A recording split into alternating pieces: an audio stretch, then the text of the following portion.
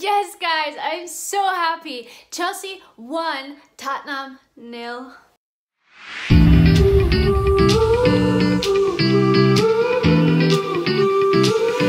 Hey guys, welcome back to another review video, and I'm so hyped up because Chelsea and Tuchel's Turkey Blues just beat Tottenham 1-0. My God, my heart was in my throat for the last 10 minutes of the game. I was so nervous, but I am so happy that Chelsea and Tuchel pulled it off over Mourinho, over Tottenham. What a day to be a Chelsea fan. I'm so excited. Starting off at that first half, Chelsea were by far the more dominant team. They had much more possession of the ball, much more control, and it looked like Tottenham really couldn't even get a sniff of the ball. Chelsea were just all over them, in complete control of the game.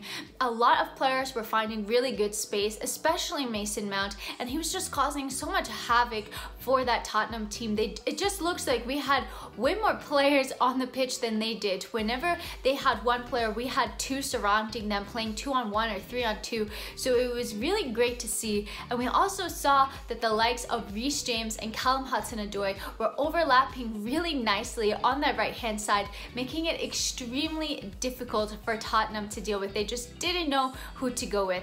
And this for me was something that I was very happy about, because when Callum was playing as the right wing back, I was kind of nervous for Reece because I didn't really see where he fit into the team. But I'm really glad that Tuchel has found a way to fit the both of them into the team together, because they just overlapped so nicely. I also thought that Mason Mount had a really good first half as well. He was causing a lot of trouble, getting into really dangerous spaces, and he was really clever with the space that he found, and it just caused Tottenham a load of problems. But the one thing he does need to work on is shooting. He did get into a lot of really good positions, but that final shot just completely let him down at some points, and he should have scored one, maybe even two goals in this game. He was so incredibly close. So I think that that's definitely something that he can work on, and it's going to make him even a more complete and all-rounded player than he already is now. But for anybody who is worried about Mason Mount not starting under Tuchel, definitely there's nothing to be worried about, because we've seen that he's one of the top performers week after week,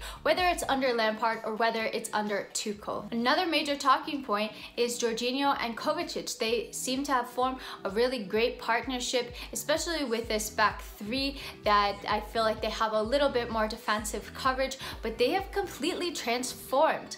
Really, credit where credit is due. Kovacic was causing a lot of problems, dribbling, passing forward, and he was really connecting the defense and the attack. And Jorginho as well, they've just looked really strong. Jorginho had a lot of really good forward passes, moving the ball quickly, which I like to see. So that asks the question, does N'Golo Kante now get into this team? Because I have to say, when N'Golo Kante came on, I didn't feel as comfortable as I had felt when Kovacic was on the pitch with Jorginho. I just felt like N'Golo was a little bit out of place. He wasn't really making the tackles as much. Caused some fouls as well. So I was a little bit worried about N'Golo. I know that he's been out injured, but it's something to think about. Do you guys think that N'Golo Kante gets back into this team? Because the way that Jorginho and Kovacic are playing right now, I don't think that he does. He's going to have to earn his spot back.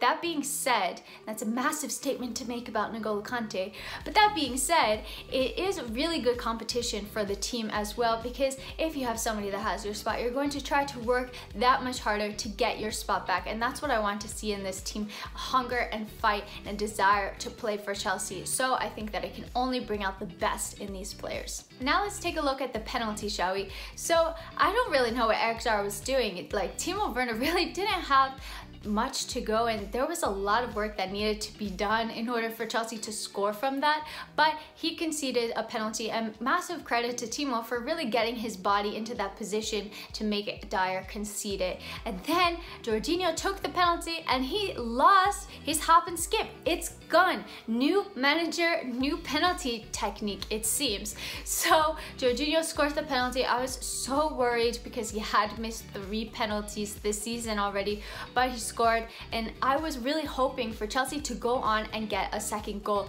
because we just looked so dominant going forward, just lacking a little bit of that end product. But if Chelsea could have gotten a second goal before the half was over, they could have had a cushion going into that second half and not made it so difficult on themselves. And being just 1-0 up, I was worried because we know what a brilliant tactician Mourinho is, and I didn't want to give him that opportunity to have the halftime talk and only be 1 goal down, because we know that he has the potential to completely flip a game on its head. So I was worried, to say the least. I thought that Tuchel would be able to handle it, but I just wanted a little bit more of a cushion. And going into that second half, Tottenham did see a lot more of the ball. They had more possession, they were playing higher up the pitch, they were pressing Chelsea much more quickly as well. So Chelsea didn't have as much of the ball and they weren't completing as many passes. So I was getting nervous at this point. Chelsea had a couple of really great opportunities. Yet again, it just wasn't like super clear cut, couldn't finish them off. Something that definitely needs to be worked on, because I want to see us finishing those chances. And we could have easily won this game 3-0 if we had finished off our chances and been clinical with them. So I think that that's something that Tuchel will definitely be looking to work on with the team in training. The last couple of minutes were so nerve-wracking. I was literally like this, looking between my fingers like a kid watching a horror movie at the screen, because I was just so nervous. My heart rate was through the roof. I'm sure my Apple Watch thought that I was working out because it was that much of a situation. But Chelsea held on to the lead and got the win. I'm so incredibly happy, especially because Chelsea aren't really known for holding on to 1-0 wins. Chelsea tend to collapse under the pressure and concede a goal. So I was really happy that we were able to see this one out, although I would have preferred for my mental health that it was a little bit more of a cushion than that. But it really speaks a lot to the team's mentality, how much they've grown, and that they can defend these balls well to get that win. And you know, now Mourinho versus Tuchel. Tuchel 1, Mourinho 0. It just feels so good. A massive win for Chelsea to finally be a team in the top 6. A win against Mourinho, it's going to do wonders for the team's confidence as well. So I'm very pleased about that. And now Chelsea are just 4 points behind Liverpool in 4th place. So top 4 is there for the taking.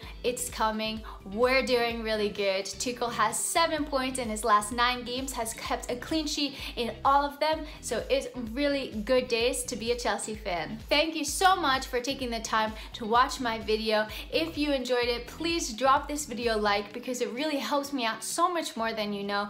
And if you haven't subscribed to my channel already, please do so, because again, it helps me out so much. So thank you for watching. So glad that Chelsea got the win. I'm in a fantastic mood, and until next time, I'm out.